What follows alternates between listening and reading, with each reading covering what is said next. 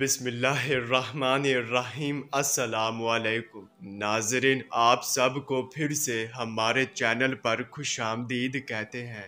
ناظرین، آج ہم خواب میں دہی کھاتے دیکھنا، دہی میٹھا کھانا، دہی کھٹا کھانا اور دہی سے مکھن نکالنے کے حوالے سے تعبیریں بتائیں گے۔ اس سے پہلے اگر آپ اپنے مزید آنے والے خوابوں کی تعبیریں جاننا چاہتے ہیں تو ہمارے چینل آن لائن علم کو سبسکرائب کر دیں تاکہ آپ اپنے ہر آنے والے خواب کی تعبیریں سب سے پہلے جان سکیں۔ چلیے اب چلتے ہیں خواب کی طرف۔